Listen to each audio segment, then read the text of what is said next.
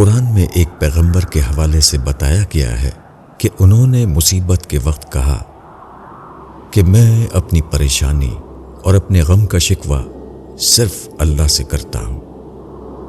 پیغمبر کا یہ اسوہ بتاتا ہے کہ مومن کے لیے مصیبت کے وقت صحیح رویہ کیا ہے۔ یہ کہ وہ مصیبت کے وقت غم کرنے کے بجائے دعا کرے، وہ مسئلے کو اللہ کے خانے میں ڈال دے۔ یہ ایک حکمت کی بات ہے۔ مسئلے کو اپنے اوپر لینے سے غم کا مزاج بنتا ہے۔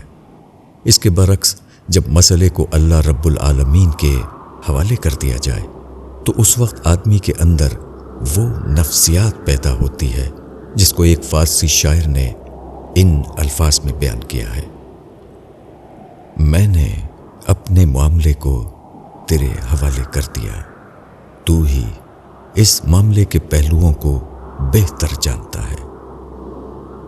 اس فارمولے کو غم کرنے کے بجائے دعا کرنا کہا جا سکتا ہے۔ یہ بلا شبہ کسی شخص کے لیے زندگی کا سب سے اچھا اصول ہے۔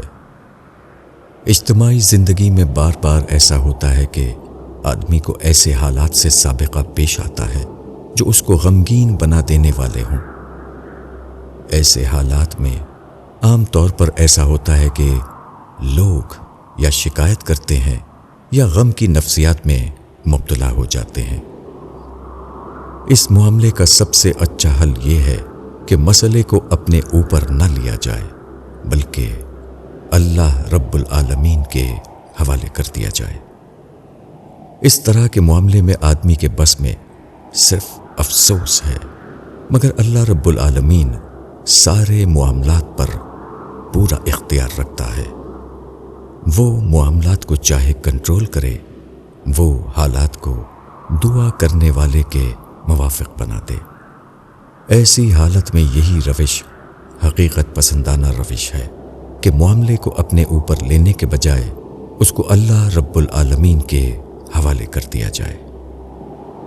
مولانا وحید الدین خان، الرسالہ، ستمبر 2015۔